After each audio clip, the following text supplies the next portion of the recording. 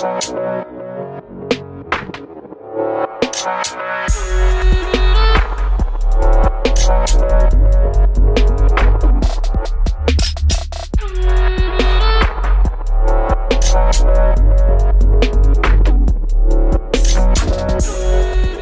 guys, Dekin from Team Crimson here, bringing you my standard Majesty Lord Blaster deck profile. So to start off, we obviously got the starter, obviously going to play the SP one, and then we have our preferred gift type, which is Force 1 for the spamming effects, and our not so preferred gift type is Force 2. I have gone it a couple of games, and it has helped me win them just because of the mass amount of crit pressures from MLB with Force 2 stacked on top of them. But you don't really use it all that often. Would highly recommend using mainly Force 1. Going into grade 3s, play 4 Majesty Lord Blaster. This is my only grade 3. Obviously going to play 4 of it. This card is so good. Its skill is Continuous Vanguard Rearguard. If Blaster Blade and Blaster Dark are in your soul, this unit gains critical +1, and if this unit is on Vanguard, it gets +5k and Drive +1. And that is a continuous skill, so it works during your opponent's turn too. And then second skill, Auto Vanguard Circle. When it attacks, cost, put 2 Rearguards into your soul and get 2 Imaginary Gift Force. And that is why we mainly use Force 1. To spam Force, have really big numbers, but it works well going Force 2 if you're in desperate need and have a low hand. Ride Force 2 on Vanguard, swing, suck up some back row, and create Force 2 markers on your rear guards, and then every attack is hitting for at least 2 damage.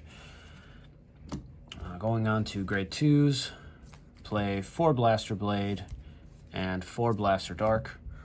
Very obvious reasons. Blaster Blade and Blaster Dark are the key to this deck being able to work. Without one or the other, you will crumble and shut down.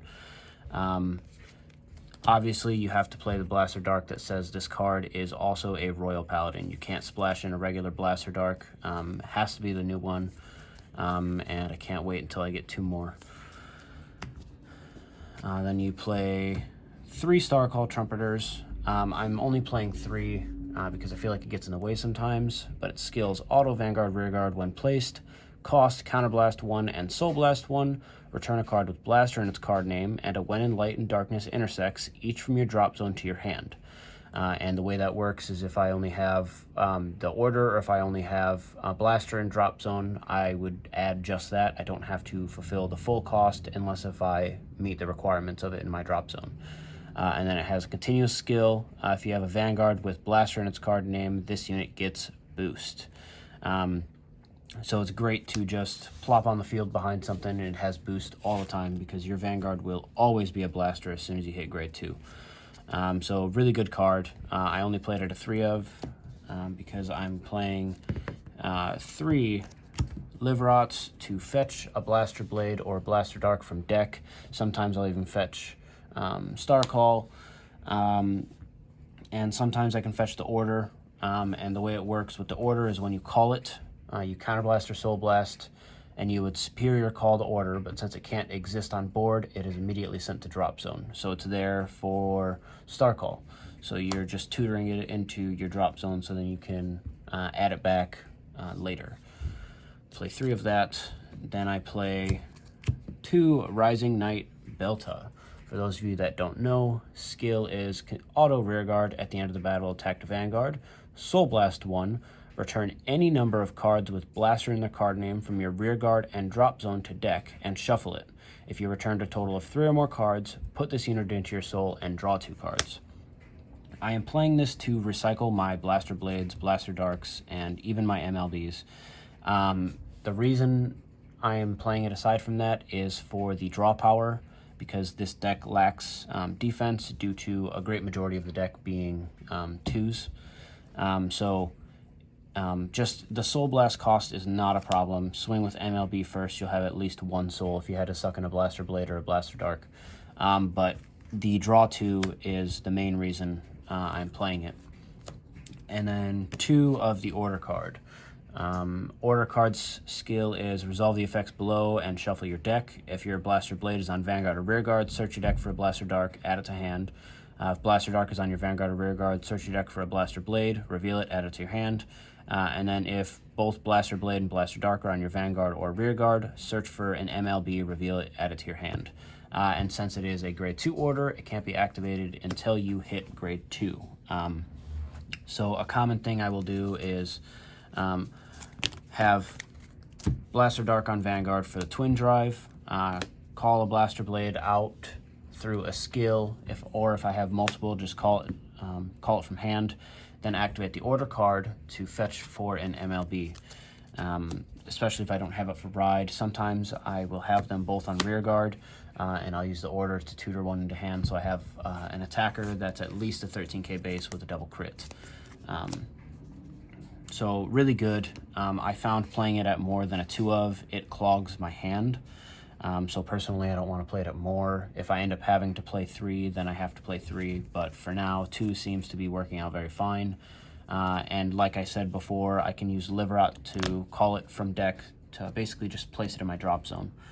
So that's why I'm only playing 2. Moving on to grade 1s, playing 4 Wingall Brave. Amazing card. Skill, auto, Vanguard, Rearguard. When its attack or the attack it boosted hits a Vanguard, look at 7 cards from the top of your deck, reveal up to 1 card with Blaster in its card name from among them, put it into your hand, and shuffle your deck. So I've had boards sometimes where I have a Wingall on Vanguard boosted by a Wingall, or I've had a Wingall boosting Vanguard and a Wingall on Rearguard, and I swing, and no matter what one, I'm a little bit of a grade 1 rush, but I will search for a Blaster Blade, Dark, or MLB off the skill. Moving on, I play 4 Night Squire Allens, just for the ability to have a Rearguard that I can suck up without feeling terrible about it. Him and Liverot are my best targets for MLB's skill to suck them up because they are useless after the turn they're placed. So he becomes an 11k, which helps with numbers, and then he also draws me a card. So filtering the deck is very nice. And then I play 3 Laurel Knight Sisyphus. I'm only playing 3 because I have the order card at a 2 of, and then with Wingall Brave at a 4 of, and then with Sisyphus, I feel like I can hit MLB fairly easy. And then at a certain point in the game, he is a 13k beater. I've had boards where Sisyphus is Vanguard, Wingall boosting, Wingall here, and it's a lose-lose for my opponent because either way I will be plussing 1 or they'll be dropping 20k plus in shield value to defend it. But that wraps up the grade 1s. Going on to triggers, I play 8 crit, 4 draw, and 4 heal.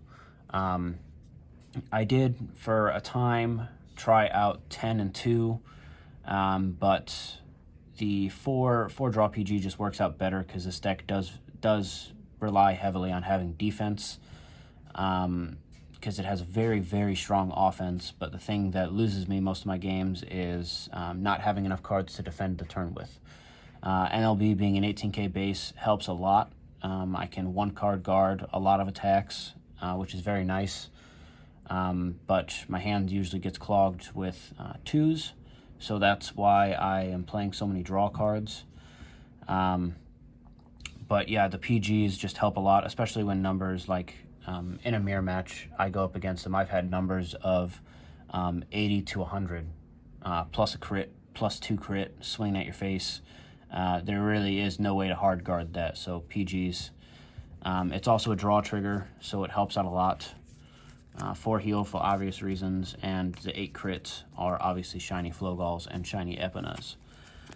But that was about it, guys.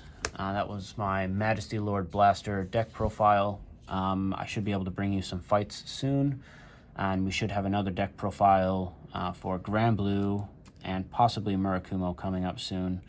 But for sure Grand Blue should be coming. So comment your thoughts down below. We can share some deck ideas. Let me know how your deck is playing. And so far this deck is very, very, very good. The struggle that I've had is playing against what is the current meta. Overlord and Messiah are a lot for this deck to handle at times. especially going second. It's just so hard when they can just pop off and swing 30 plus at my face several times before I have a time to plus and get shield. But playing the protect matchups aren't terrible. But yeah, just let me know if I should make another video going into the strengths and weaknesses of this deck, and I'll bring you guys some deck fights hopefully soon. But yeah, that was about it. Please don't forget to like and subscribe, and I will see you later.